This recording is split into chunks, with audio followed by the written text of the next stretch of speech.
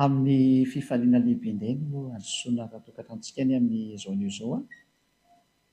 Ny ambassadeur-n'i Yahosoa Elia no mandroso atokatrantsika mitondra ny fampianarana anarana faharoa indray tsika ny amin'izao fotoana izao.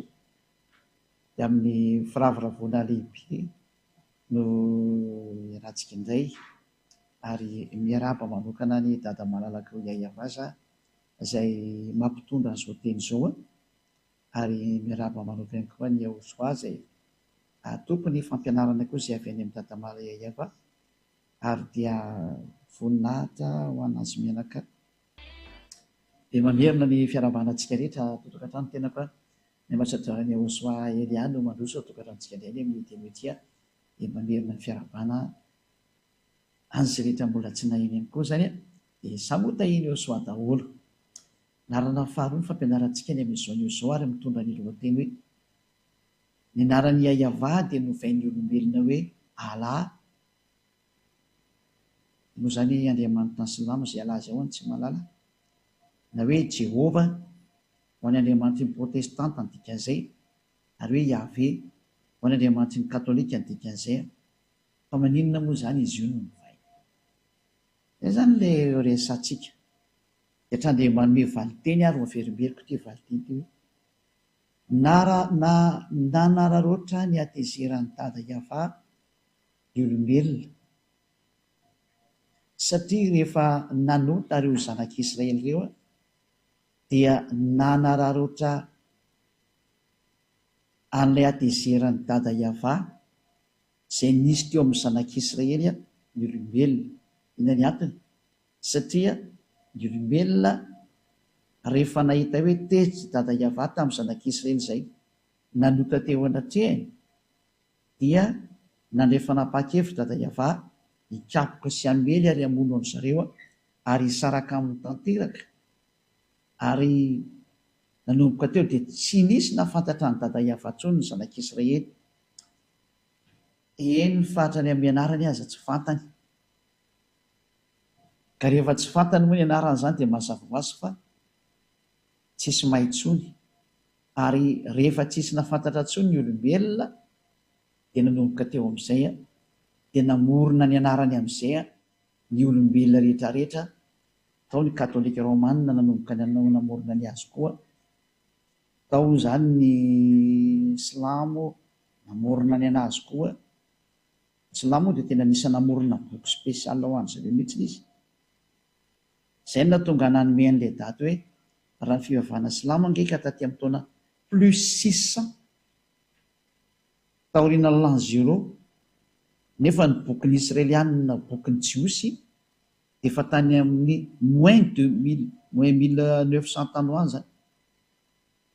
Chiffre approximative moa izany fa izany hoe milaza ny mahatranainy azy. Ny bokin'ny Mose izany dia efa tany amin'ny taona -1500 -1400 tany ho any. Chiffre approximative daholo izany zany hoe daty manakaikaiky ny maro satria fa ela loatra izy dia tsy hita intsony ilay tena hoe précis tena daty précise mihitsy. Ka eo amin'izay sary izay dia milaza amintsika mihitsy fa efa boky efa taty aoriana daholo izany ny boky misy. Raintsika ny katolika romanina dia tany nomboka tany amin'ny -100 tany ny tena nanjakanjakan'izareo tao amin'ny faritrin'ny Israel. Nanomboka nanjakazaka izy dia rariny zareo raha namorona. Ohatran'izay koa ny protestanta koa namorona ny azy izy taty aoriana ela be taty koa izy mba namorona ny azy. Izany hoe samy namoromorona ny azy teny daholo izany nanararoatra ny fisarahan'ny dada Yava tamin'ny zanak'Israely satria tsy nahay niantsony eo Andriamanitra intsony ny olombelona. Dia teo ilay fanararotana ilay olombelona Israelianina izay resako izay tsy afaka niantso ny Andriamanitra ny satria niady tamin'ilay Andriamanitra ny Yayava dia nanararoatra daholo namorona anarana ny olombelona ary indrisy tonga hatrany amin'ny namorona boky mihitsy ny aza dia samy nanao ny azy izay. Ka ho azavaiko amintsika tokoa hoe tena nisy ve izany hoe tena tezitra marina ve tamin'ireto zanak'Israely dada malala Yayava ary vokatran'izay atezerana izay dia nisaraka taminazy dada malala Yayava. Rehefa nisaraka taminazy dia lasa tsy fantatra intsony ilay anarana. Daholo jerevantsika ary ny soratra masina. Jerevantsika ara ny soratra masina araka ny voalaza ao amin'ny tadiavaka ampitetsika zany teknisiana sady manolotra manamboatra ihany nareo ao anatin'izany sary tetra zany araka ny voalaza amin'ny boky ny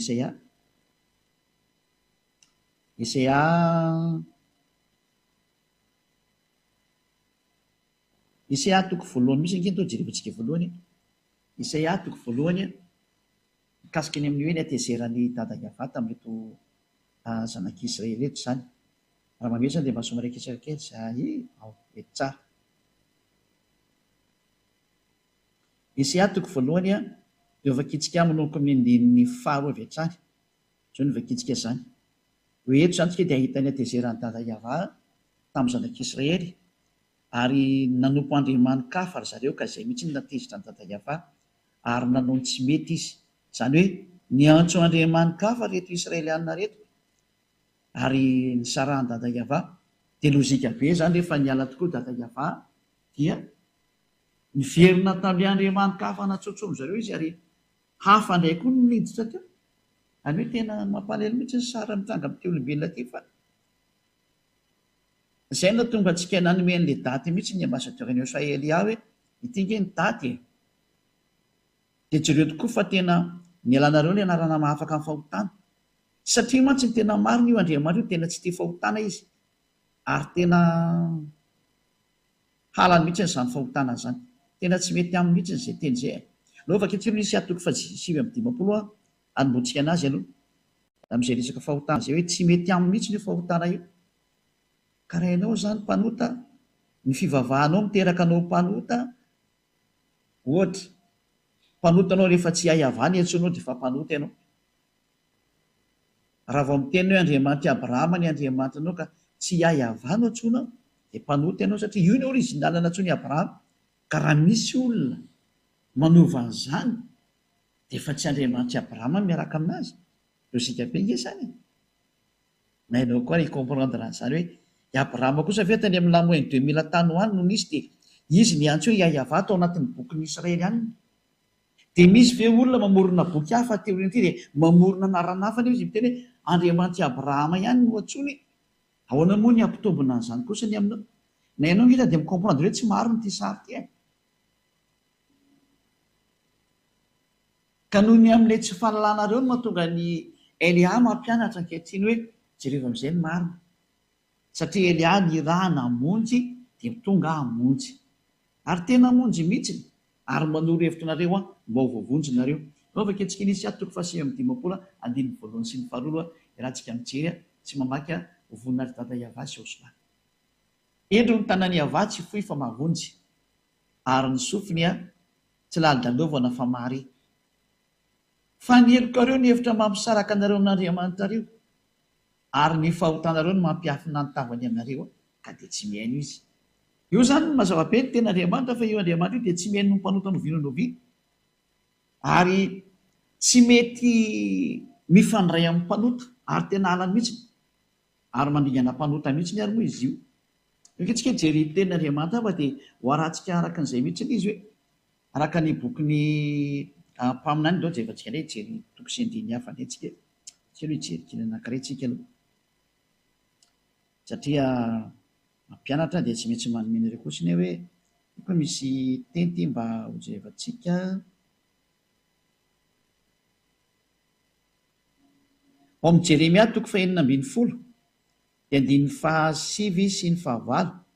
Jeremia 9 ka hatramin'ny 18.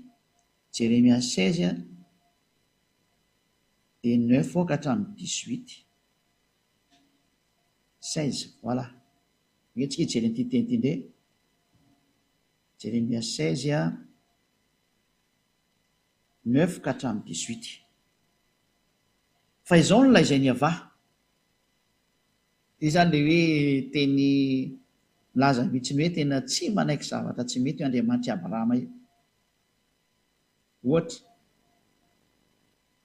lehilahy iray manambady anankiroa na telo na efatra na dimy na folo na roapolo na telopolo efa fahotana zany amin'ny Andriamanitra Abrahama io satria ilay mpaminany faran'izay ny raha izay Israelianina satria hoe miaino ny tenin'ny mpaminany nareo dia ny mpaminany Israelianina farany dia lay antsoina hoe Yahosoa. Mbola ampianariko antsika mihitsy moa anaran'ny Yahosoa io koa. Fa io ny mpaminany farany, tsy Jesosy zany ny anaran'izy io na Jésus. Non. C'est un faux nom zany. Anarana diso zany, anarana grika zany. Tsy mpaminany Israelianina zany Jesosy zany. Any amin'ny grika any zany Andriamanitra ny grika zany. Fa ny mpaminany Israelianina farany Yahosoa no anarany. Zay. Ary zay Yahosoa zay mihitsy no namoaka fanambarana mihitsy hoe aoka ny lehilahy anankiray hanambady vehivavy anankiray, ary aoka ny vehivavy anankiray hanambady lehilahy anankiray, fa zany ny didin'io Andriamanitra iayavà io. Zay. Raha namboarina ozy ny olombelona dia lasy vavy no namoronany azy, ary lehilahy iray manambady vehivavy iray, kaona moa zany nareo lasa manambady be dia be. Zay ny tenin'ny mpaminany farany hoe. Ary tsika tsy maintsy mihaino ny tenin'ny mpaminany Israelianina. Tsy mahazo mihaino ny teny ankoatra ny mpaminany Israelianina satria mpaminany Israelianina no henoina. Hiditra amin'izay antsika rehefa avy eo fanao tsika hiditra amin'ity le Jérémia 16:3. Jérémia 16:9-18. Fa izao no lazainy avà tompony maro, Andriamanitry Israely. Indro atsahatra amin'ity tany ity eo masonareo sy amin'ny andronareo ny feo mifaly sy ny feo miravoravo, dia ny feon'ny mpampakatra sy ny feon'ny ampakarina. Mandeha mankany amin'ny Israelianina zany le teny satria tezitra be dada Iavà. Dia tena ho atsahatra eto amin'ity tany ity izy eo masonareo ny feo mifaly sy ny feo miravoravo, dia ny feon'ny mpampakatra sy ny ampakarina. Ary raha ambaranao amin'ity firenena ity zany, dia zany teny rehetra zany ka hoy izy aminao hoe nahoana moa Iavà no milaza zany loza mafy rehetra zany hamelezana anay? Fa inona moa no heloka anay? Ary inona moa ny fahotanay izay nanotainay tamin'ny Iavà Andriamanitray?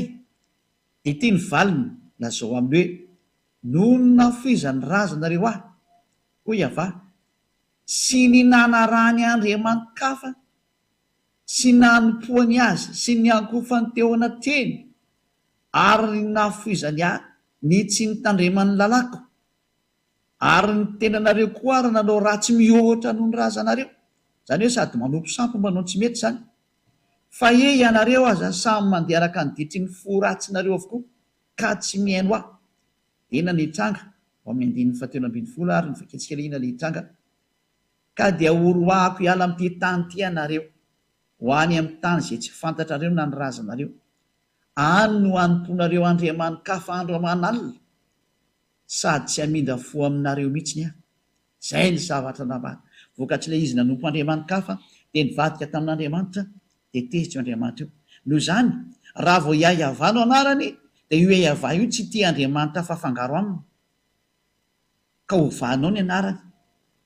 Rehefa hitantsika zany fa Iavà no anarany, dia tsy azo atao intsony miantso hoe Alà, satria izay ny Andriamanitra Abrahama. Tsy azo atao intsony miantso hoe Jehovah, tsy azo atao intsony miantso hoe Yahvé. Ny katolika romanina sy ny protestanta moa efa nanala an'izay anarana izay, ary ny aika izy fa diso ny anazy. Dia samy misy zany tonga saina izay mbola tsy mety ho tonga saina, fa mazava be ny ilay teny. Izay na tonga antsika nianatra n'ilay lesona tamin'ny voalohany hoe iza ny anaran'ny Andriamanitra Abrahama. Ka raha vao diso io anaran'Andriamanitra Abrahama io no ovainao zavatra hafa, dia efa mpanota ianao. Raha vao niantso hafa ianao zany dia efa kilasy mpanota ianao. Tsy azo lavina zany fa teny marina nge zany. Rehefa tsy minao dia andany eno tsara ilay fampianarana larana voalohany, fa ho fampitohy moa tsy ny voalohany sy ny faharoa. Izay no mahatonga ny Elia manoro hoe teto no natonga anareo nanovana io anaran'io. Zany hoe nisy nanararoatra ilay zava-nisy tao Israely, nararotiny sasany ilay zava-doza nitranga tao Israel ny amin'ny atezeran'ny dada Iavà tamin'ny Israelianina, nisy nanararoatra ary dia novaina amin'izay zany anarana zany. Ka tonga eto ny zanaky ny tompon'ilay anarana, zanak'ilay Iavà, ilay misy miteny hoe nga misy Andriamanitra miteraka izany. Ka izay ilay tenin'ilay Andriamanitra Abrahama rehefa nandefa n'ilay mpaminany farany izy. Ka ny mahatonga ilay olona misy tsy mino an'izany mantsy, kefa diso hatrany amin'ny voalohany nareo, ny hainao ilay Andriamanitra tsy izy nareo dia lasa Andriamanitra tsy izy nampianatra nareo zavatra tsy marina, dia tsy nenonareo intsony ilay teny Andriamanitra Abrahama tary amin'ny bokin'ny Israelianina. Za zany mamerina foana hoe aleontsika miverina ny amin'ny boky ny Israelianina foana amin'izay. Satria any Israelianina io Andriamanitra io fa tsy any hafa firenena. Andriamanitra ny Israely raha hoe i Abrahama dia Israelianina ny tena mahay an'izay dia zareo i Mose. Satria Andriamanitra Mose izy. Dia i Mose manana ny boky ny atao hoe Sefer Torah efa nampianariko antsika koa. Ao anatin'ny Sefer Torah ny bokin'ny Mose. Tsy azonao lavina mihitsy. Ary io Sefer Torah tena ao anatin'ny teny jiosy io. Ny anarana hoe Sefer tena teny jiosy mihitsy izany. Olo resantsika izay rehefa miditra amin'ny hoe mpamina ny Israelianina tsy maintsy orana dia voavoaka eto aminao koa hoe teny jiosy mihitsy nge ao anatin'ny lalàna jiosy nge izany teny hoe Sefer Torah zany. Anarana jiosy anarana bokin'ny jiosy zany. Eo mihitsy izany teny zany. Fa tsy hoe izany mamoromorona azy eto. Fa tena anarana fiantsoana amin'ny bokin'ny jiosy ny hoe Sefer zany. Ary ny mpanoratra dia Sofer na zareo Soferim zany.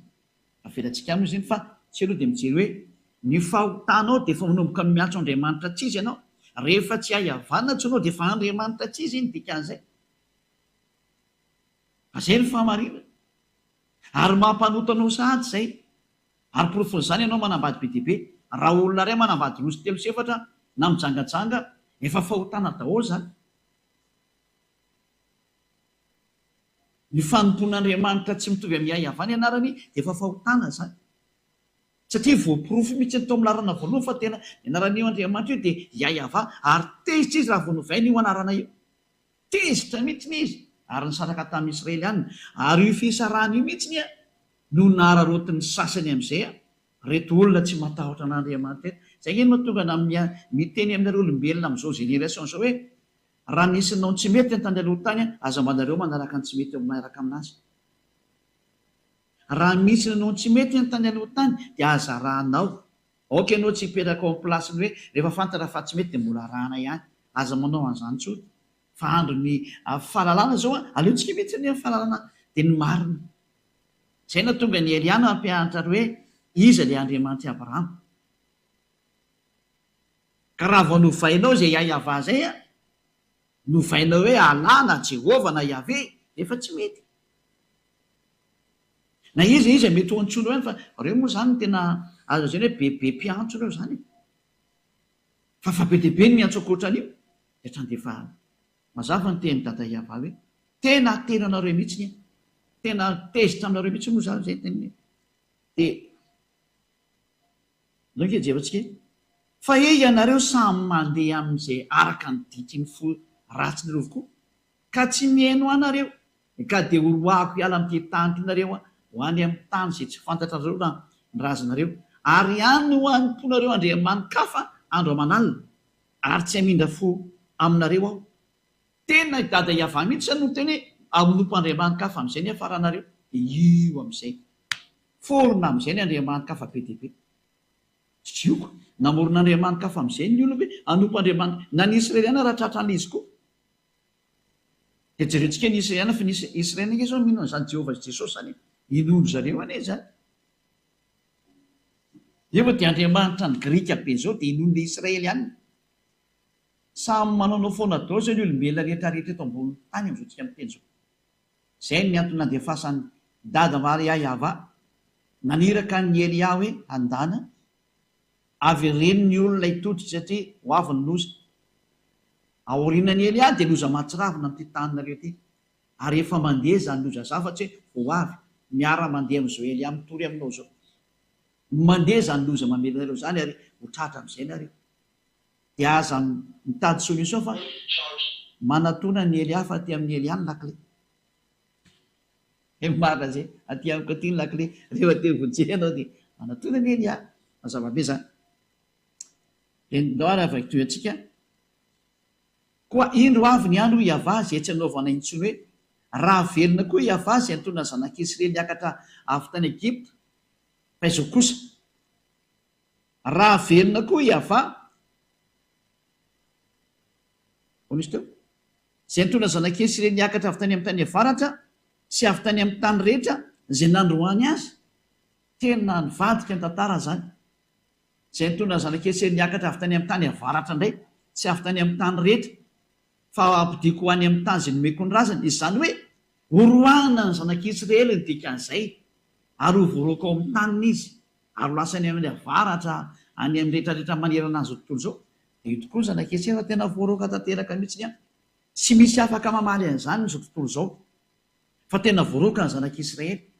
Inona moa izareo le naverina tamin'ny taona 1822 tamin'ny taona 1822 izy zanak'Israely vao naverina tamin'ny taniny araka ny ten'Andriamanitra hoe raha verina koa hiavaka hamerina ny zanak'Israely hiala avy any farany avaratra sy hiala any amin'ny tany rehetrarehetra. Zany hoe fampodinan'ny Israeliana hiverina amin'ny taniny zany no fa vinan'iny eto indray. Izany hoe tena ny roahany dada hiavany zanak'Israely ary tena ho avy nefa ny fotoana miarinana anazy. Efa niverina zareo tamin'ny taona 1822 saingy mbola misy jiosy be dia be any ipetan-dranomasina any fa tsy ao Israely.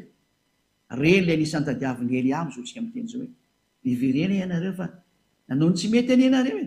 Izany mahatonga anareo voaroaka io. Dia mbola sy tonga saina ihany ve ianareo? Ry Israely ihany ry hafa fireneny mba tonga saina daholo. Dia nitsoisantsika ihany ary le teny fa za moa dia tsy maintsy manaratra antsika foana. Izao fa ho ampidiko any amin'ny tany izay nomeko ny razana izy. Indro izao aniraka mpanovo maro hiava izay hamovo azy ary rehefa afaka izany dia aniraka mpihaza maro izay hihaza azy any antendrombohitra sy ny avoana rehetra ary eny antsefatsefaky ny aram-bato. Mpamovo moa zany ty zany hoe zany mpamovo zany ngamany hoe mpanenjika ve dikansa tsy haiko hoe le teny gasy mpamovo zany zay. Zany hoe injehako mihitsy nareo izy dada hiavary tsy amelako mihitsy ireo raha tsy potika. Fa ny masoko dia mijery ny aleny rehetra ka tsy miafina mitavako mihitsy zany ary tsy takona amin'ny masoko ny eliny. Alohan'izany nefa dia hovaliako avy sasaka ny elony sy ny fahotany noho ny nandotoan'ny taniko dia ny namenoan'ny lovako tamin'ireo fatiny sampony sy ny fahavetavetany ireo. Tezitra mihitsy ny dada hiava lazay ny fahafatiny sampony mihitsy. Atezerana nge zany hoe samposampy fatiny sampinareo to ny entinareo aty ohatr' izany. Nanompo Andriamanitra tsy izy ny zanak'Israely ratsy be ny zany.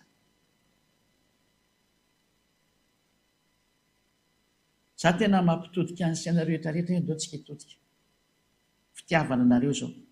Andriamanin-kafa daholo ny antsoinao rehefa tsy hiavany antsoinao. Andriamanin-kafa io ary mendrika no potehana koa ianao. Dia izay no mahatonga ny hoe ho arantsika amin'izay hoe nanomboka teo satria roany dada hiavany zanak'Israely tsy nisy nahay ny antso anazy tsony. Izay ny hafarany no ny amin'ity andriamanin-kafa natsony zareo ty. Tena tsy nisy nahay ny antso anazy tsony. Indray jerefantsika amin'izay ny tena Andriamanitra hoe tsy misy mahafantatra azy tsony ny olona dia ny zanak'Israely. Foana hatrany amin'ny famonjena ho an'ny zanak'Israely. Isaia toko fahaenina. Vakitsika indray ny Isaia toko fahaenina manao koa mendinin'ny fahasivy. Ia vakitsika. Hoy izy mandehanaka anazao amin'ity firenena ty hoe mandrenesa mandrakariva ihany ianareo ka nefa aza mahalala. Mijereva mandrakariva ihany koa ianareo nefa aza mahafantatra. Ataovy adala ny fon'ity firenena ity ary ataovy lali-dalovana ny sofiny ary ataovy mikipy ny masony. Fa andao ahita ny masony dia andre ny sofiny dia alala ny fony dia hibebaka izy ka ho sitrana. Eto izany ny tenin'Andriamanitra dia efa nametraka mihitsy hoe ataovy adala ny fon'ireo olona reo. Rehefa avy ny menimenina izany dada hiava hoe ho aripako nareo fa tena nanompo sampo nareo. Niantso Andriamanitra tsy izy nareo, nanao ny adalana faratampo nareo dia namoa izany raha tsy efa manao foana daholo koa nareo. Rehefa tsy hahiavany na antsoinao dia efa manompo sampy ianao ny dikan'izay. Rofon'izany efa ny alamy katolika romanina sy ny protestanta ilay anarana hoe Yahvé sy Jehovah. Fa misy mbola tsy nanala ny azy. Aty izy manana boky hafa mihitsy fa eo lefa ny tena mipetraka hoe raha tsoinao ny Andriamanitra Abrahama mahina tsy hahiavany ny antsoinao. Fa ny tena mipetraka aminareo izay miantso Andriamanitra ankoatra ny hahiava io. Satria ny rahantsika nijery mihitsy ny originalina ilay anarana tao amin'ny bokin'ny Jiosy niraisika mihitsy ny hoe raha ny bokyny jiosy dia tany amin'ny taona moins 2000 sy ny moins 1500 tany ny bokyny i Abrahama sy Mose. Fa raha ataontsika hoe raintsika eto ny boky hafa raha ny bokyny Silamo taty amin'ny taona plus 600 izy ary ny tokony ho arahantsika. Dia hoe tena mila mipetraka maso tsy miangatra sefo tena be fitiavantsika hoe tena hoe raha tena nompon'ny Andriamanitra Abrahama maro ianao izy ny tokony ho arahana. Ny teny tany aloha tany ve zay teny Abrahama mivantana sy teny Mose mivantana ty izy mianakareo no nahitana azy voalohany iny sa le tenin'olona taty oriana taty zay taty amin'ny taona plus 600 no tsara tsy miangatra tsika na ny teny tao amin'ny katolika romanina sy ny protestanta fa saingy zareo efa nanalany azy fantahina mipetraka mihitsy n'izay fa zay hoe tonga Elia hamonjy sy hanavitra. Mbola tsy ndiko mafy aminao mihitsy izany teny izany hoe hamonjy sy hanavitra zany Elia zany solo tenan'ilay Andriamanitra Abrahama Yahva ny raha namonjy ny olombelona ampafantatry ny olombelona hoe tena ny adalana nataonao mbola anao adalana ihany ve ianao dia ho fay ohatra ny Israely ihany fa tena ny faiziny io Yahva io tsy ny Israely ihany ianao ve mitady famaizana ohatra nazo anazy. Fa ny tena napetrako aminareo rehetra zay mandray azy manerana an'izao tontolo izao. Elia mametraka fantena aminareo olombelona eto ambonin'ny tany dia eto amin'ity planeta terre nareo ity ianareo olombelona mbola sahanareo ve nanimbazimbana io Andriamanitra Abrahama fa fanazimbazimba anazy ny fanovana ny anarany. Raha Yahva ny entsoiny Abrahama anazy azo ovaina tsony zay fa manimbazimba ianao ro vovanao zany. Ary raha Yahva ny entsoiny Mose anazy mbola manimbazimba koa anao raha ovainao zany satria mpaminany lehibe anankiroa ngereo niaraka tamin'ny Yahva. Ka ahoana moa anao ny anazimbazimba ny anarany io ovainao zavatra hafa ny izy dia amoronanao zavatra hafa mihitsy ny izy. Tsy matahotra ve ianao? Aza miantso any Andriamanitra Abrahama aloha rehefa zavatra hafa ny entsonao fa tsy mety tena tsy mety ary milaza aminao fa tena tsy mety fa ifandonanina amin'izay ianao dia ianareo. Fa Andriamanitra Abrahama zany tsy azo sangina mihitsy zany. Andriamanitra zany ary tena izy zany ka mamerina ny sainareo olombelona mihitsy ny hitodika any amin'ilay tena hoe mba jerevo amin'izay ny marina. Fa ny zanak'Israely izay niaraka taminy rehefa nandika ny teny sy naniotra anazy ary niantso Andriamanikafa hatrany dia tena nataony fay mihitsy. Hitantsika tsara fa tena voaroka anie zareo ary tena fay anie zareo lasa niparitaka manderan-tany anie zareo ary tena fay izy.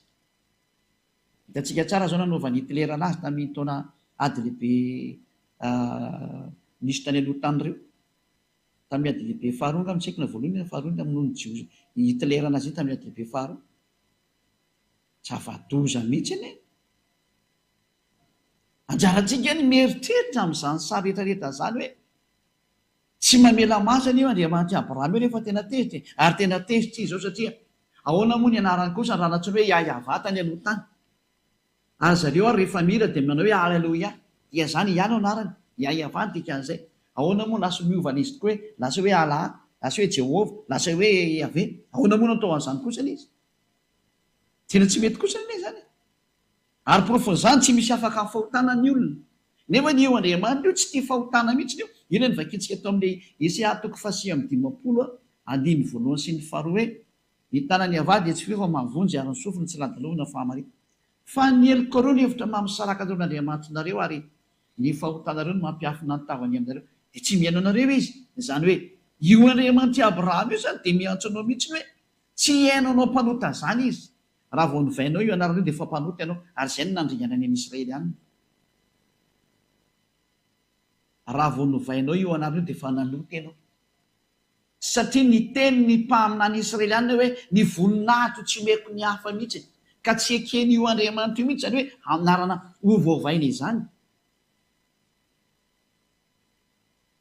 Raha vakitsika ny boky ny dity folony jiosy raha niresaka tamin'ny Israely ihany izy tamin'izay fotoana izay ka nanome ny fanekena voalohany izay nifanaovany tamin'ny zanak'Israely dia izao ny voalaza ny lana hoe aza manana Andriamanikafa fa izao rery ihany. zay ny voalaza ao anatin'ny didy folon'io Andriamanitra io mena ny zanak'Izraely. Zany hoe tsy ekeny mihitsiny zany isy Andriamanitra hitobily anazy any na hovainao ny momba anazy. Rehefa iaiavanao anarany dia iaiava hatramin'ny farany. Vaky antsika amin'ny bokin'ny Exodosy, Exodosy toko fa 20:1 sy ny 4 ary ny 7. Dia nilaza zao teny rehetra zao Andriamanitra ka nanao hoe ty le tenin'ny Mose ty a. Ary raha vao mino any Abrahama ianao dia mino any Mose satria Mose sy Abrahama mitovy. Andriamanitra ray naniraka anazy mianaka. Ary raha vao mino any Mose ianao dia mino any Abrahama dia mino an'ity tenin'ny Yahva ty, le Andriamanitra Abrahama sy Andriamanitra Mose. Fa izao ny tenen'ny tato. Dia nilaza an'izao teny izao izy ao amin'ny bokin'ny Sefer Torah Jiosy. Araka ny Exodosy toko 20 hoe Shemot chapitre 20. Shemot moa zany dikany Exodosy amin'ny teny Hébreu. Izao ny hava-Andriamanitra izay nitondra anao nivoaka avy tany amin'ny tany Egypta tamin'ny trano nandevozana. Eo moa zany dia efa nametraka ny définition io Andriamanitra Abrahama io fa io Andriamanitra io dia nitondra ny zanak'Israely nivoaka avy any Egypta tao amin'ny trano nanandevozana anazy. Apetraka aminareo rehetra izay miantso ny Andriamanitra anareo any nareo hoe nareo ve ilay andevy tany Egypta sa ny Israely any? Manontany tena daholo amin'izay rehetrarehetra na malagasy io na anglisy io na frantsay io na afrikana io na arabo io na sinoa io na japonais na amerikana hoe ianareo ve ny voalaza tamin'ity teny ity sa hafa? Dia voalaza ny ten'Andriamanitra fa ilay Andriamanitra dia tao amin'ny Israelianina mihitsy no niasa araka ny tenin'Andriamanitra Abrahama tamin'ny Mose hoe izao no hiava-Andriamanitra ao izay nitondra anao nivoaka avy tany amin'ny tany Egypta tamin'ny trano nandevozana. Raha ity teny ity zany dia mazava fa izay andevo no miaraka aminy ka andevo tany Egypta. Ka ianareo ve mba andevo tany Egypta? Ianareo rehetrarehetrareo ve mba nisy andevo tany Egypta? Fa izaho manokana aloha dia milaza fa tsisy andevo tany afa-tsy Israely rery ihany ny andevo tao Egypta. Araka ny voalaza ny tenin'ny Andriamanitra ny Abrahama ary ny soratany dadabe Mose. Fa i dadabe Mose izay tena mpaminana an'Andriamanitra dia niteny fa io Andriamanitra io dia nitondra ny zanak'Israely niala avy any Egypta tao amin'ny trano nandevozana. Raha amin'ny andininy 7:20 mantsy ny Exodosy 19:1. Tamin'ny volana fahatelo taorian'ny ialany zanak'Israely tany amin'ny tany Egypta dia tamin'ny andro zany no natongavany tany amin'ny efitra Sinay. Ao amin'ny efitra Sinay zany zareo amin'io, zareo Israelianina zany. Dia tao amin'io efitra Sinay no nanomezany dada Yavan'ny didy folo an'zareo any Israelianina. Dia reto Israelianina reto zany lay satria ilay nivakiko tao amin'ny andininy fa ao amin'ny toko 20 teo. Reto Israelianina reto zany lay andevo tao Egypta dia ireo ilay nentina nivoaka. Io izy ny dada Yava hoe izaho no Yava-Andriamanitra ao ilay nitondra anao avy any amin'ny tany Egypta nivoaka avy ao amin'io trano nandevozana io. Mazava zany fa ny mahafantatra an'io Andriamanitra io dia ny Israelianina. Noho izany tsy maintsy ny boky ny Israelianina ny jerevantsika ny momba azy. Fa tsy azy hoe ary amin'ny boky tsy fantatra ary. Ka misy teny hoe izy io mba mahafantatra an'io Andriamanitra io fa nisy ny teny tamina, resaka tamina, nisy ny seho tamina. Aza miditra amin'izany fa ny teny mariny Abrahama kosany dia misy mazava hoe izao ilay Andriamanitra Abrahama ilay nitondra anao nivoaka avy tany amin'ny tany Egypta. Nihetsoana zany Andriamanitra, nihetsoana zany Andriamanitra Abrahama zany Yahva nihetsoana taminy ao amin'ny bokin'ny Jiosy. Dia zay no tonga amin'ny teny hoe io anarany Yahva io dia misy an'izao teny izao ao amin'ny andininy 7. Aza manana Andriamanitra fa izao Yahva ihany. Zarery zany no Andriamanitra ao Yahva no anarako dia aza asiana Andriamanitra hafa intsony akoatrana mazava-be izay. Eto zany dia miteny amintsika mihitsy hoe aza miantso Andriamanitra hafa intsony ianao fa ny anarako efa hainao Yahva no anarako. Ka aza miantso hafa intsony ianao. Nanina nefa nareo ny antso hafa? Dia misy mantaiza moa le antsonareo? Dia samy mandinika. Aza efa nanome santionina ny teo. Misy hoe miantso hoe ala. Tsy izay ny anaran'ny Andriamanitra araka ny voalazan'ny soratra masina any Jiosy. Misy miantso hoe Jehova. Tsy izay ny anaran'ny Andriamanitra io araka ny voalazan'ny soratra masina any Jiosy. boky ny Abrahama sy boky ny Mose sy afiantoran'ny Jiosy. Misy miantso hoe Jehovah tsy izay ny anarany io a, misy miantso hoe Yahvé tsy izay ny anarany io, fa ny anarany antsoiny ny Abrahama azy sy ny antsoiny Mose anazy dia mazava be hoe Yahveh. Zay mahafantatra azy tsara mihitsy zany Abrahama zany, mahafantatra azy tsara mihitsy. Andriamanitra Abrahama izy, Andriamanitra Mose izy, fa i Mose moa tena nizingizina mihitsy ny amin'ny fahalalana azy, tena fantany tsara mihitsy.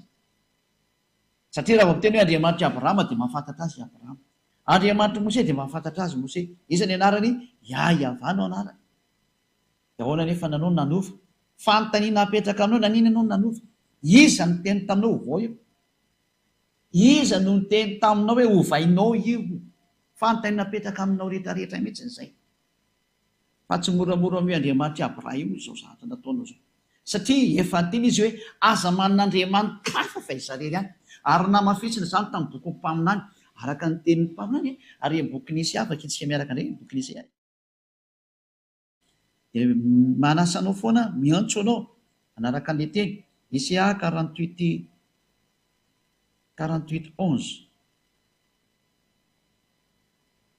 48:11 48:11 izao ny voalaza: no ny tenako, eny no ny tenako ihany no naovako an'izany, indrisy lotoina ny anarako, fa ny voninahitro kosa tsy omeko ny hafa. Tena lotoina mihitsy ny naran'ny dada Yahveh, lasa novainareo. Raha Yahveh no tokony hiantsonana azy, mandinihy teny ianareo nanina ny novainareo anarana io. Fa efa navy aiza? Iza nanomenareo an'io? Valy teny menanao a ny adverseran'io Andriamanitra Abrahama io nanomenareo an'io. Ilay natonga ny dada Yahveh tezitra foana hatramin'izay.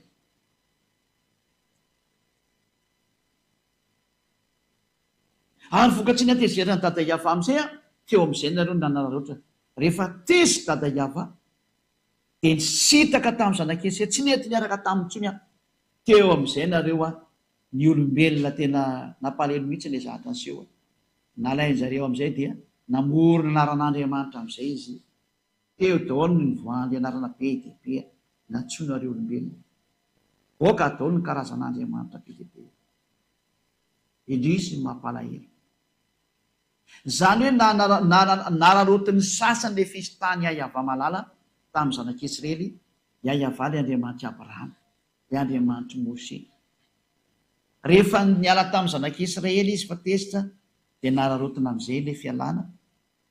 Satria tsy nahafantatra azy intsony ny zanak'Israely, dia nararotina koa ilay tsy fahalalana, dia novaina amin'izay ilay hoe Allah, Jehovah, Yahvé sy ny maro samihafa izay tsy voatanisy e. Misy mamorona be dia be any. Fa reo moa no tena malaza reo, dia izay natonga ny hoe tiany santionany ity. Fefa be dia be izany ankehitriny. Mampalahelo, mendrika ny potehany izao tontolo izao. Ary tena rary ny raha ho potehana amin'izay nareo. Rary.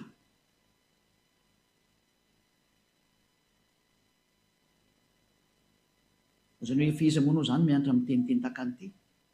Ity natao hoe zandry ny Yahoshua, ilay iraka ny Yahveh, ilay misolo tena n'ilay Andriamanitra Abrahama, Yahveh no anarany.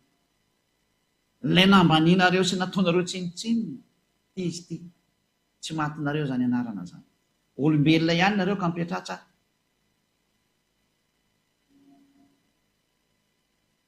Fa ny tompon'ny aina no miresaka aminareo. Ary ny tompon'ny fanahy.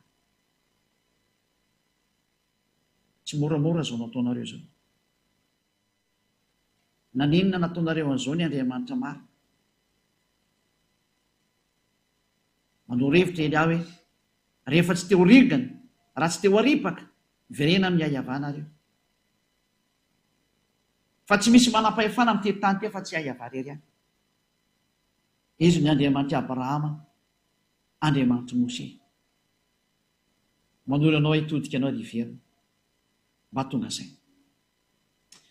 Isia toko fa teny moa izany 4:20 no vaketsika. Isia 64 hoe nanomboka tsy misy niantso narany dada iavantsony ny olona satria tsy afaka miantso narantsony satria tsisy famonjeny intsony ny zanak'Israely. Tsy misy afaka miantso ny anarany. Isaia 64:6 tsy misy miantso ny anaranao na mifohy fikitra aminao fa efa nanafina ny tavanao taminay ianao ka nandevona anay noho ny amelokay. Tsy afaka miantso tsony ny anarany dada Iavany ny olombelona dia ny Israelianina. Tsy misy miantso ny anaranao tsony na mba hifoha maraina ka hifikitra aminao. Ina ny antony? Nafeny dada Iavany tavany ka tsisy afaka miantso azy, tsisy afaka miresaka aminy. Zay ny zava-misy zay. Nampalahelo ilay tantara. Tena nampalahelo mihitsy.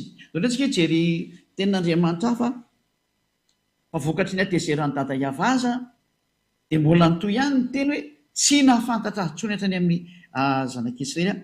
Zany hoe vakitsika ny tenin'Andriamanitra ao amin'ny bokin'ny Jeremia 4:22. Jeremia 4:22 dia miara-mijery antsika zay. Jeremia 4:22. Inge vakitsika ny teny.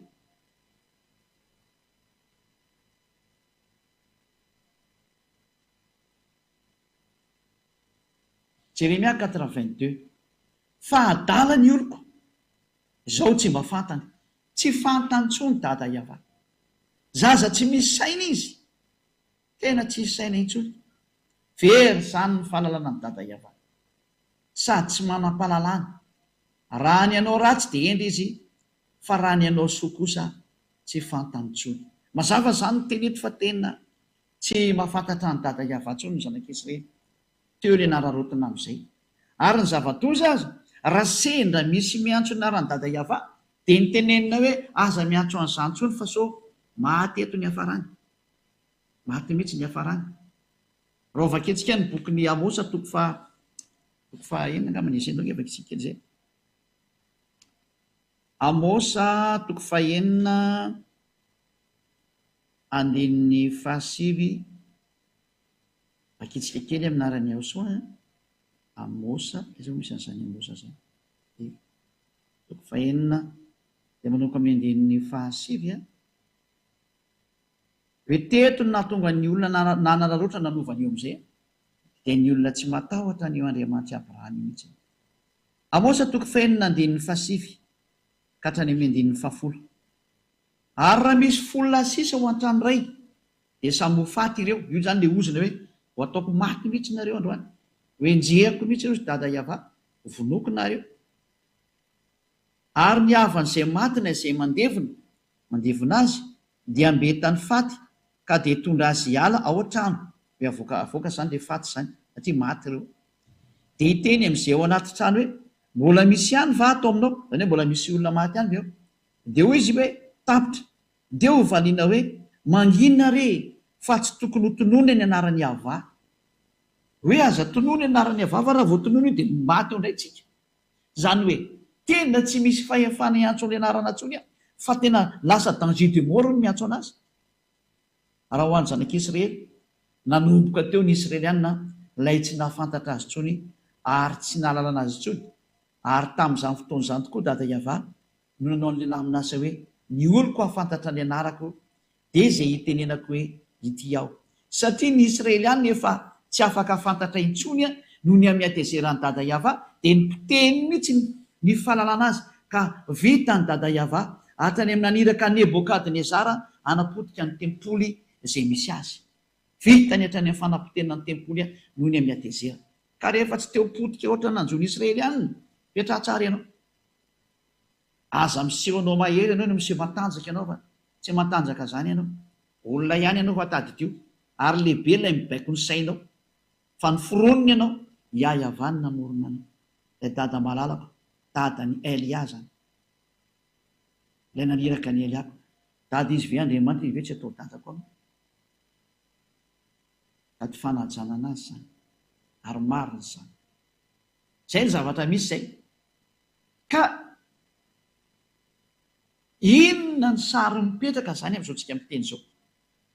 Fa raha ny sary mipetraka dia hoe rehefa tsy afaka niantso an'io Andriamanitra intsony ny zanak'Israely ary tena tafasaraka tamin'ny dada Iava araka ny teny hoe indro ny tanany avatsy fifa mavonjy ary ny sofiny tsy ladalovana fa mary fa ny eloko areo no hevitra mampisaraka anareo ny Andriamanitrareo ary ny fahotanareo no mampiafina ny tavany aminareo ka tsy miaino izy.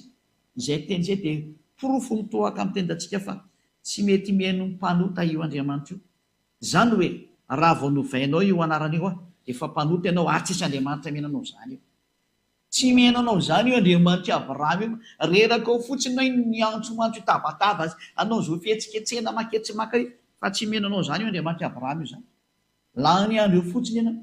Fa raha Andriamanitra tsy izy dia miainao anao. Fa nazavaiko hoe ary io ngery natezitra ny dada Iava. Io no natezitra anazy. Ny fiantsoan'Andriamanitra tsy izy natonga ny atezerany. Dia zao nefa samy miantso Andriamanitra tsy izy daholo nareo nefa manomy Andriamanitra Abrahama. Aza manontona ilay Andriamanitra Abrahama na Andriamanitra Mose rehefa tsy teny hoe Iava ilay anarana fa tsy izy daholo ny ankoatran'izay. Tsy izy. Kategorika mihitsy ny Eliam teny fa tsy izy. Ary rehefa tsy izy dia tsy izy. Ianao no mila mieritreritra sy mandinika amin'izay manaraka amin'ny marina fa tsy ianao no mbola iziriziry amin'ny zavatra tsy mety ataonao. Samy tonga sainy. Fanavotana fanahy fa tompony fanahy io Iava io e. Ary izy nilaza fa ny fanahy izay manotra dia ho faty. Rehefa teo faty izany ny fananao mipetraha ihany amin'io anarana tsy izy io ianao. Ezekiela 7:20-7 hoe ny fanahy izay manota, izany ny fanahy izay mbola miantso Andriamanitra tsy izy dia ho faty. Ary rehefa natoroka anao ny antony tonga ny anarana nipotra rehefa nanomboka tezitra io dada Iava io dia niovana izy indao jevantsika ilay hoe ny fanahy izay manota no faty dia ny anankiray ilay hoe ny rano mihitsy Nebokadnezara nandoro ny tempolony. Mampatsifoka anazy teknisiana somary adiniky kely zany izay sarge. Dao tsy aloha jery amin'ilay Ezekiela 18:4 zany no vakitsika voalohany.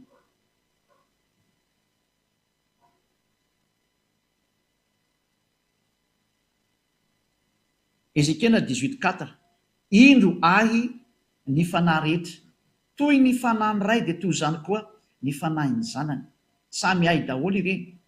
Ny fanahy izay manota no faty. Zany hoe raha misy fanahy manota zany dia ho faty io fanahy io.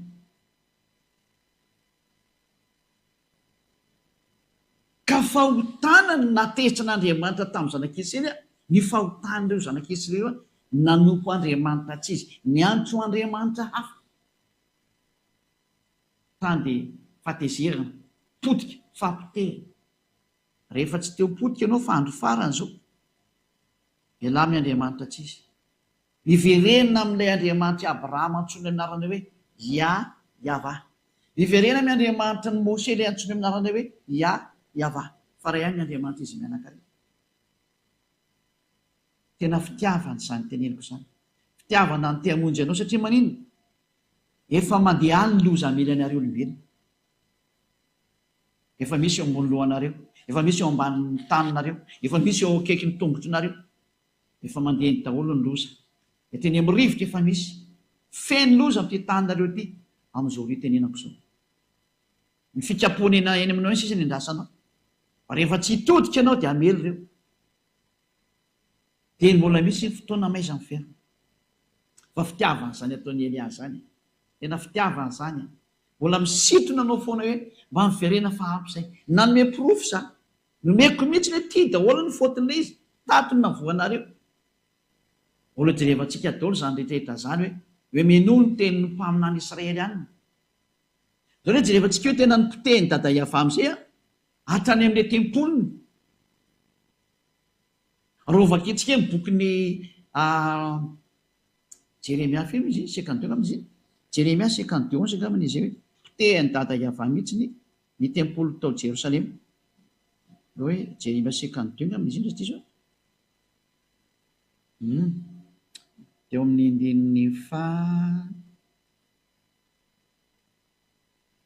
hoe vakitsika manomboka amin'ny indininy fafiry.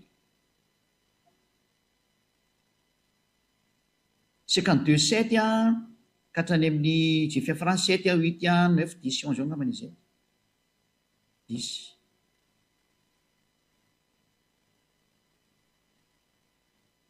ovakitsika andidiantsika eo ny avaran'izy zay.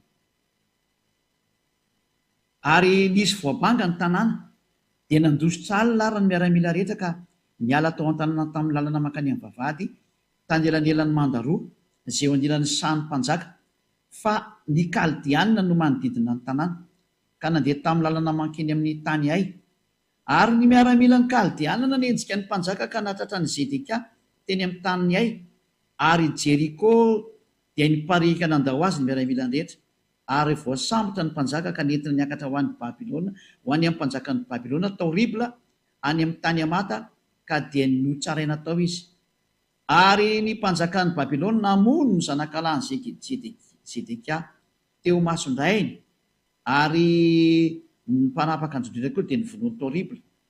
Ary nompitsiry ny mason'ny Zedeka dia nafatotry ny mpanjaka tamin'ny gadra varana izy sy ny maro samihafa. Io zany hoe nivonoany zareo esa moa le hoe amin'ny 720 roambinifolo no toizatsika. Ary tamin'ny andro 10 tamin'ny volana 15 tamin'ny taona 720 nanjakan'ny Nebokadnezara mpanjakan'ny Babilôna dia tonga tany Jerosalema Nebosaradana lehibe ny mpiambina mpanompon'ny mpanjakan'ny Babilôna 720 ka nandoro ny tranony Ava sy ny tranony mpanjaka mba amin'ny trano rehetra tany Jerosalema, dia ny trano lehibe rehetra dia nodorany tamin'ny hafa avokoa zay, satria dada Iava mihitsy naniraka anazy hoe ndany nadory. Rehefa tehitra zany hoe dada Iava io dia tonga amin'izany sary zany, ary miomanina ny dikan'izay. Io ny proof fa nitapahany mihitsy ny fifandraisana tamin'ny zanak'Israely, naseny doriny Nebokadnezara mpanjaka mihitsy izy. Zay le rikatra amin'ny Jeremia 5:20 noinge vitsarivatsika izy teny zay. Jeremia 5:20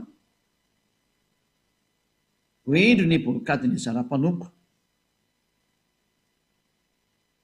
manoko amin'ny andininy 9.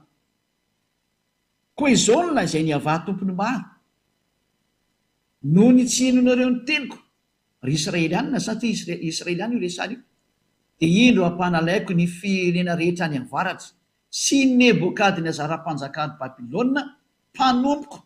Azay ny fampanompony mihitsy nefa zata sady olona mpanompo sampy io no tena biby be mihitsy. Hoy Iava, ary entiko amely an'ity tany ity izy sy ny mponeto mba amin'reto firenena manodidina rehetrareto, ka aringako tokoa ireo ka ataoko figagana sy zavatra mampisitrisitra sady rava mandrakizay. Ary dia tsahatra eo ny feo mifaly sy ny feo miravoravo sy ny maro samihafa zany. Eo zany hoe nasainy dada Iava nobataina avy any mihitsy Nebokadnezara hoe asio io dia poteo reo Israelianina reo, dia poteny Israelianina tokoa, ary potehonareo Babilônianina io Israelianina io.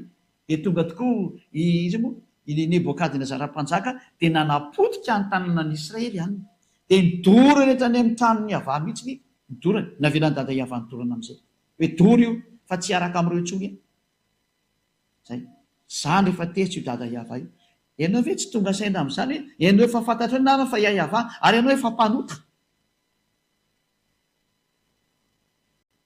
mpanao ratsy. Ny ataon'ny Elia tsy misy olona manao ratsy intsony miaraka amin'ny Elia zany, fa olona parfait. Ary efa manarivony izany olona parfait zany zay miaraka amin'ny Elia, amanarivony. Ary efa be dia be nefa maniry teo tonga amin'izany. Zany ny etsokonao hoe ianao ve mbola te hiady amin'ny Andriamanitra Abrahama ihany, mbola te hiantsy ady aminy nefa voapolofo aminao fa tsy izy anie io ohatsonao io, Andriamanitra tsy izy anie io ohatsonao io, mbola tsy tonga saina ihany ve ianao? Anjaranao ny mieritreritra, fais ton choix. Na ianao hiady amin'ny Andriamanitra Abrahama io dia tsy izy ihany no ataonao ary, na ianao tonga saina dia hiverina, dia verena miaraka amin'ny Elia, andao hiaraka amin'ny Elia amin'izay ianao. Elia le nendrasan'ny Israely, fa zany Elia zany mpanala olona amin'ny fahotana, mitondra olona ho tsy mpanota intsony, ary mitondra olona ho lasa parfait tahaka ny Elia parfait. Atsony ianao hitotika hoe fiainany amin'ny dada Maria Iava, Andriamanitra Abrahama, Andriamanitra Mose. Reo zany le teny nomeko anao reo hoe tanteraka ny teny fa rehefa tezy dada Iava tena nipoteny ny fiarahana aminy. Ary teo nararotina amin'izay satria efa tsy misy tsony ny tempoly dia tsy afaka miantso an'le anarana tsony. Lozika be zany. Ko tao amin'ny tempoly ny etsono an'io anaran'io dia lozika ny tsy fahalalana anazy. Lozika ny tsy fahalalana anazy. Dia novain'ny olona amin'izay ilay izy satria io tantara io tany amin'ny taona moins 500 tany ho any io tantara natongavany Nebokadnezara io. Tao moins 590 teo dia nanomboka ny déportation ny zanak'Israely, zany hoe natao sesitany, esclave. Dia nitoy nandeha tao amin'ny zareo Medianina, Persianina, niditra ilay koa ireny, dia niditra ny Grika, niditra ny Romanina, ary taty aorindrinan'ny Romanina niditra ny Arabo. Ary teo na tonga ny famoronana an'ilay anarana ihany koa satria hoe rava ilay anarana dia namorona koa ny Arabo. Namorona ny anarany hoe Ala izy. Tahaka ny katolika romanina namorona hoe Yahvé, tahaka ny protestanta namorona hoe Jehova, samy ara namorona. Ary niforona dao naran'Andriamanitra be dia be rehetra izay efa tsy haintsika intsony nisy ny amin'ity tany ity. Samy nanao daholo ny rehetrarehetra. Izay natonga nanana profeta ity ilay marina, miverena amin'ny marina daholo. Miverena ao amin'ilay marina daholo fa ampy izay tsy marina nataonareo izay. Ary lazaiko areo fa tena fitiavana zao. Fitiavana ny hamonjy olona, hanavitra olona, hamerina anareo any amin'ilay tena nahary tongotra aman-tananareo fa ny mpanota izay voalaza fa mpanotana dia tena ho faty ho any amin'ny elongena, ho any amin'ny l'enfer, l'étang du feu, ho any amin'ny afo mirehitra mandrakizay ianao. Fa mbola io Andriamanitra Abrahama io no teny azay hoe ho alefako any ny mpanota. Izy mihitsy no teny azay tamin'ny alalan'ilay mpamina ny farany hoe Yahoshua no anarany. Jerevantsika izy toaran'ny mpamina ny farany io. Ary aza miteny ary izy moa ianao io ho fantatreo ihany ny tantarako, faharoa fotsiny teniko fa mamonjy ianao zao tiako atongavana izao. Soa ho anao zao, izy ny tsy maniry ho afaka amin'ny fahotana. Jereo izay niaraka taminao na afaka anao tamin'ny fahotana, move tsy mbola mangalatra ihany ianao, move tsy mbola miteny ratsy ihany ianao miaraka amin'izay nitomponao hatramin'izay, move tsy mbola mijangajanga ihany ianao.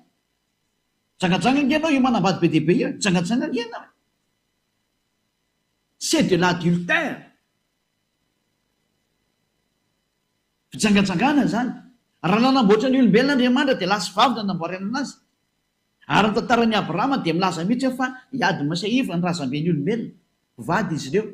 Ray ny vadin'ny Adama dia Eva, ary ray ny vadin'ny Eva dia Adama. Ko mahina tsy miverina amin'io nareo. Raha tena Andriamanitra Abrahama no Andriamanitra nareo, lasy vavy namorony anazy dia lehilahy ray manambady vehivavy ray. Ary izay no original zay. Fa niditra ny fonareo no mahatonga anareo manambady be dia be io. Olona maditra zany. Mpijangajanga zany. Mpangalatra mpijangajanga, ny mpanao ratsy mpijangajanga. Rehefa novaina ilay anarana dia efa mpanota zany. Ary ny mpanota ho vonon'Andriamanitra i Abrahama. Io Andriamanitra Abrahama io mihitsy ny hamono anao. Tena miteny anareo mihitsy nefa fitiavana ho azo. Tsy misangy io Andriamanitra Abrahama io. Izy no Andriamanitra. Verina amin'ny daholo izay rehetra miantso anazy. Iayavano anarany.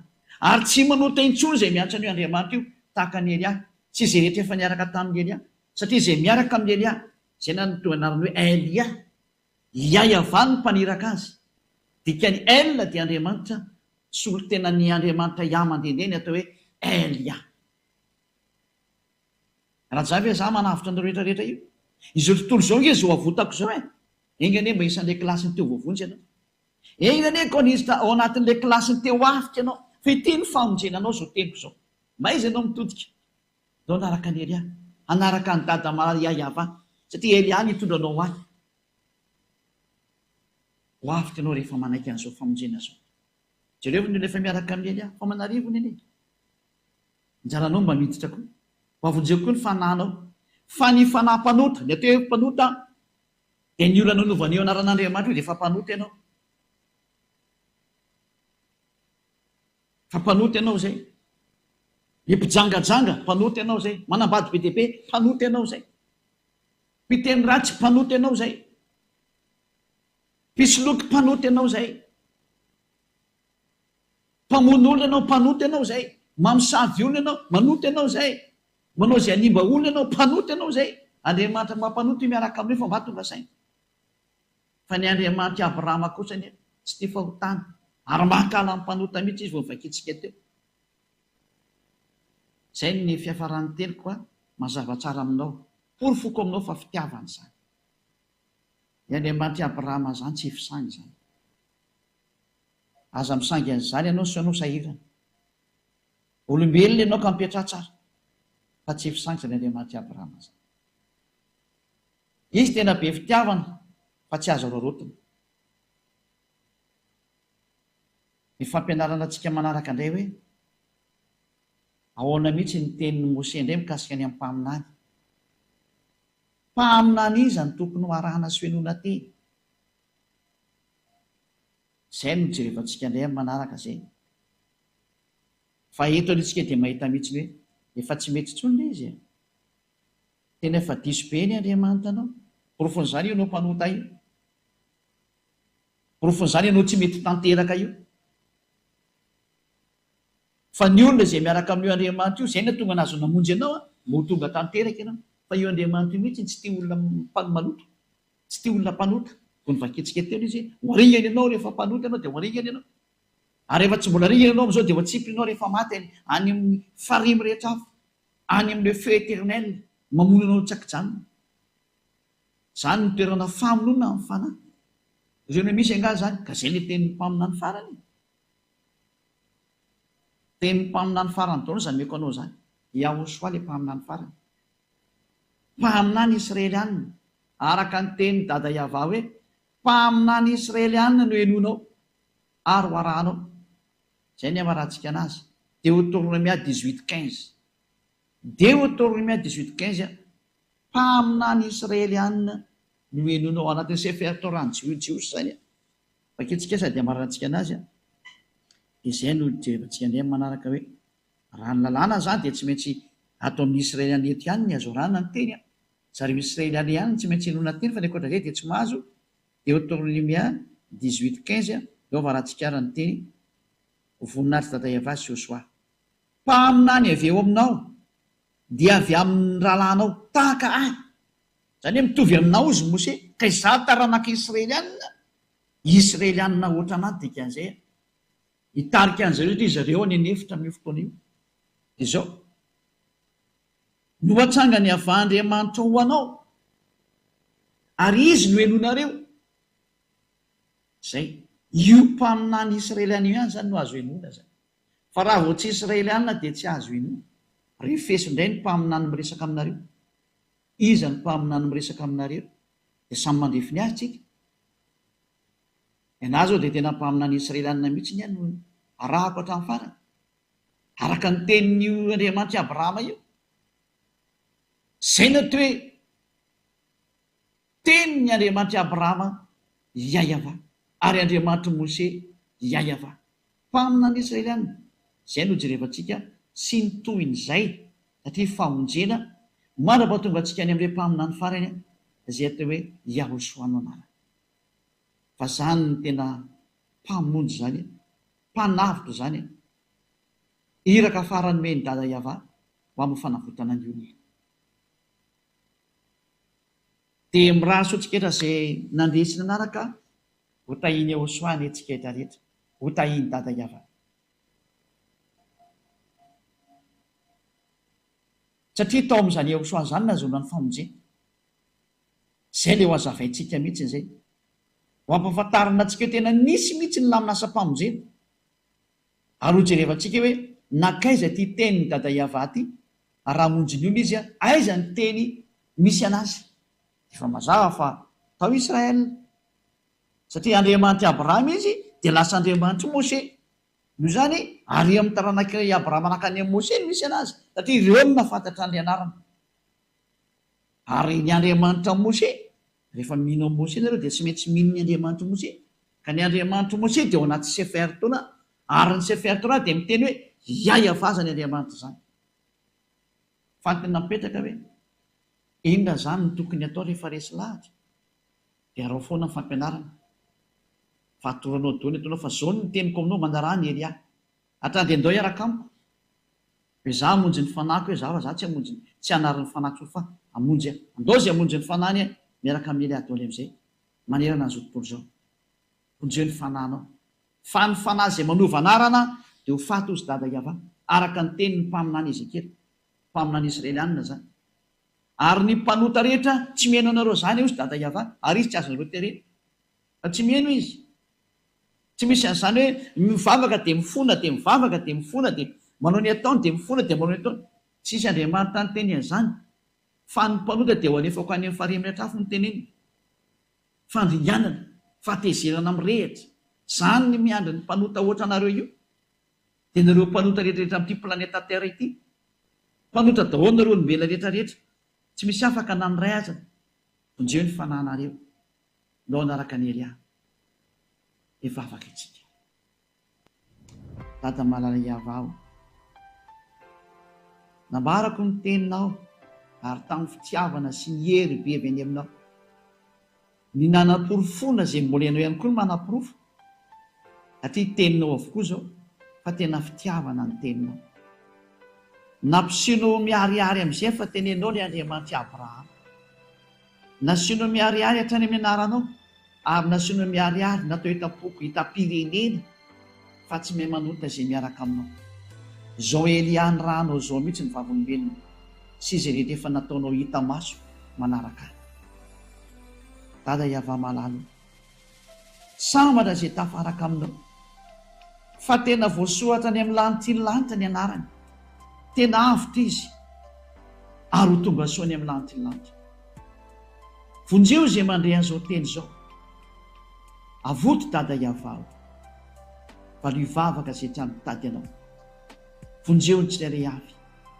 fa tena fitiavana ianao tonga ny andro tsy maintsy ampahafantarana ny olona marina mba hiverenanao any aminao satria mandeha ny fandringanana efa mandeha ny mpandringana dada iavao vonjeo izay mbola azo vonjena avoto izay mbola azo avotana atao maimiaino izay mbola afaka mandre voninahitry no mandrakizay sorabetsaka dada mala iavao minarany aoso amen dia mirary esotsika samy tenao soa ho amin'ny fito iza fampianarana manaraka ary ny hatsarany dada mala iaiava angy ho aminareo tsiray avy ho amin'ny manaraka indrea velomatoa